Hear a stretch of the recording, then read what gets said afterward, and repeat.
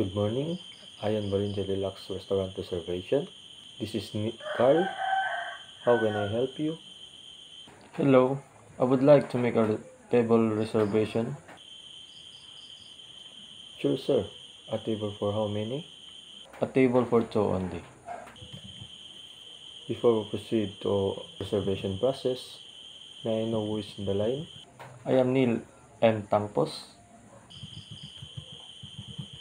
Could you spell your first name for me, please? Sure. Neil.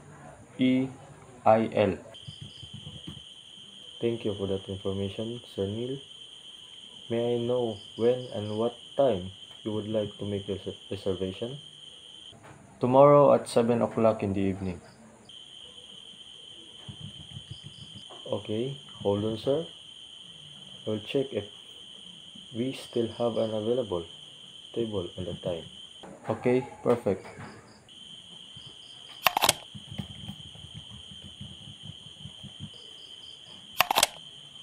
Thank you for waiting. I am glad to tell you that we still have an available table for your preferred date and time. Sir, let me know what is your preferred area, non-smoking or smoking area. Non-smoking area would be great. Okay, are you celebrating a particular occasion? It's just a regular dinner.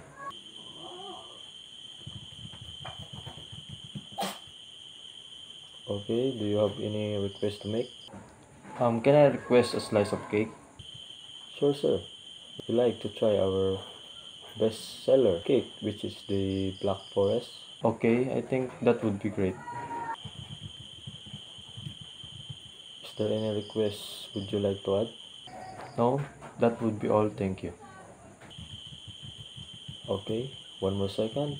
Sir Neil, your reservation is now verified, so all I need is to know is your phone number. 0935 449 2069. I'll repeat that. 0935 449 2069. Okay, Sir Neil, how will the bill be settled? Do you accept payment via credit card? Yes. Now I need your credit card information to reserve the table for you. What type of card is it? Visa. The number is 9876543321. And what is the name of the card holder? Neil M. Tangpos.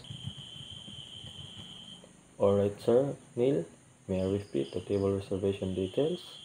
A table for two tomorrow at 7 o'clock in the evening, with a request of slice of Black Forest cake in the name of Mr. Neil, and your telephone number is 935 449 2069, and via Visa for the payment number 9876454321. Is that details correct, sir? Yes, you said it correctly. Anything else? Nothing else. Okay. Thank you, Sir Neil, for calling. We'll see you tomorrow evening. Have a nice day.